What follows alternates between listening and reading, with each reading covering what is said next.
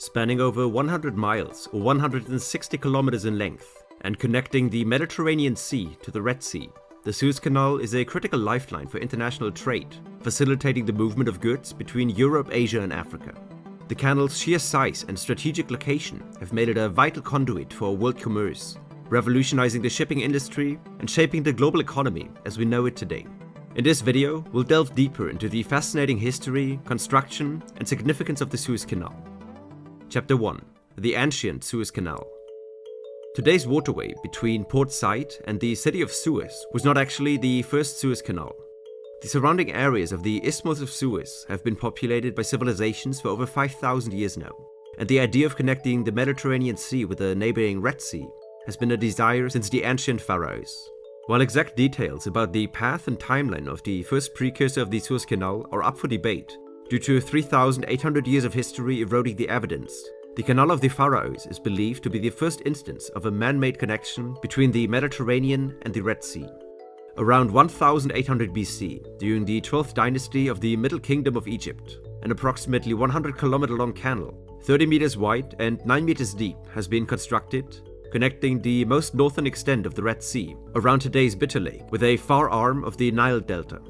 While the canal doesn't exist anymore, mentions in Egyptian, Roman and Greek ancient literature, excavated harbor structures at the proposed course of the canal, and clear indications on modern satellite imagery are bringing up a strong case in favor of its existence. Factors such as a receding Red Sea, silt accumulations in the Nile, harsh desert conditions, lack of advanced excavation machinery, and desert sand continuously filling the canal eventually meant that the canal's existence was at the mercy of the current leader. And after approximately 1,500 years, when the Romans conquered Egypt, it is said to have fallen to complete disuse. When the Isthmus was under occupation of the Arabic Caliphate around the year 600, an attempt was made to revive the canal, but it never regained its former significance. Many other attempts have been made to reconnect the seas, among them the Venetians, the Ottomans, and Napoleon, but none of the efforts ended up bearing any fruit. During Napoleon's surveying campaign of the Isthmus, the elevation of the region has been mapped in detail, and further thoughts to build a new north-south canal from the Mediterranean to the Red Sea have been stopped due to the incorrect measurements that the Red Sea lays 8.5 meters higher than the Mediterranean. As the 19th century progressed, this misconception has been rectified, however, which eventually led to a group of British and French civil engineers taking up the task, which ended up leading to today's Suez Canal. Chapter 2. The Construction. Friendly connections between the French diplomat Ferdinand de Lesseps and the then Egyptian Vaid Said Pasha led to a quick development of the project in the 1950s. And by 1956, detailed plans and drawings have been created outlining the course and construction phases of the future Suez Canal. A group of 13 European civil engineering experts checked and approved the reports, giving a green light to the project despite the British government fearing a reduction of influence, when they would no longer hold the monopoly on East Asian trade, as the land route and the route around Cape Horn would become less necessary. On April 25, 1859, the excavation works finally began at the newly founded Port Said, named after the Egyptian ruler. It is estimated that at any time around 3,000 people were working in parallel, and horrific labor conditions in the first few years of the project sparked growing criticism among the European investors.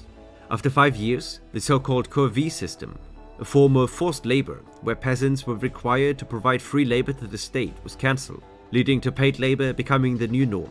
This step drastically bettered the mortality rate for workers on the project and led to a successful completion of the project just 10 years after the groundbreaking ceremony.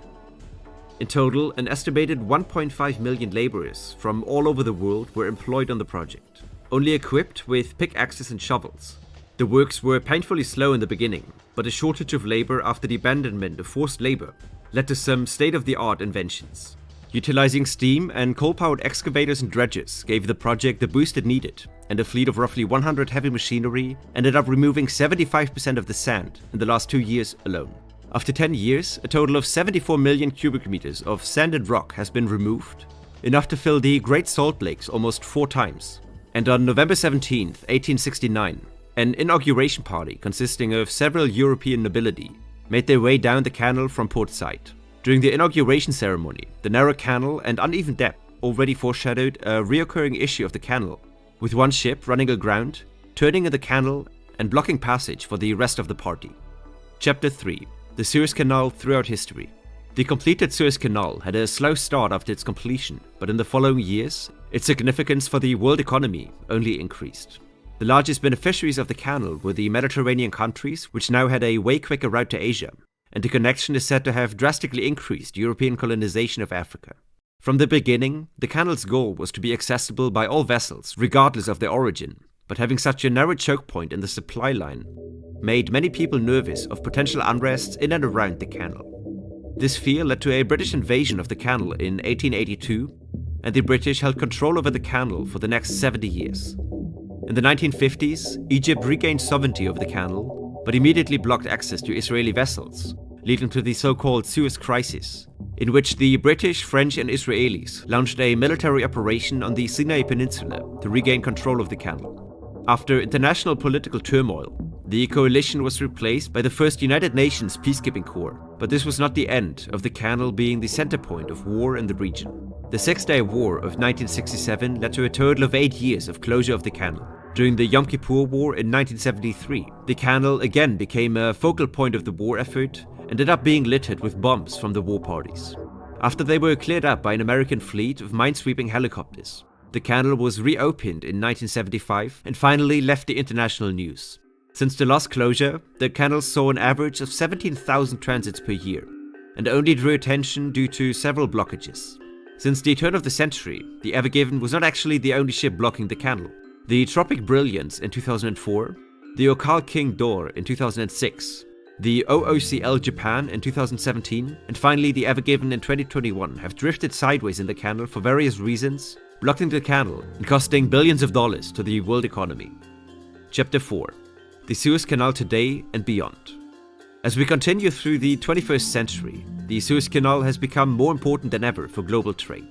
In 2022, the canal has seen its second busiest year since its inception, seeing around 12% of the entire world's trade volume floating through its waters. This is partially due to the recent completion of the largest modernization project in the canal's history. A parallel shipping lane between the Suez Canal Bridge and the Great Bitter Lake drastically increased the capacity and lowered the potential impact of stuck ships such as the Ever Given in 2021. Continued modernization of the infrastructure, traffic management system, and security measures ensure the safety and efficiency of the waterway. But despite these massive investments, the future of the Suez Canal is not certain. Alternatives such as the Arctic shipping route along Russia's northern coast may become a valuable alternative for northern European countries on their way to China, South Korea, and Japan. With a total of only 62 transits in the year 2020, this route still has a lot of potential, but harsh weather conditions are still scaring many logistics firms. In conclusion, the Suez Canal is a testament to human ingenuity and determination. From its ancient origins to its modern-day significance, the canal has shaped the course of history and connected the world in ways previously unimaginable. While it had troubling times as a battleground of the Cold War, the status as a shipping lane for all vessels, regardless of their flag, persists to this day. And as humanity, we can only hope that this status will never be questioned again. If you want to hear about another large-scale engineering project, you should check out this one about the Fehmarn Belt Tunnel.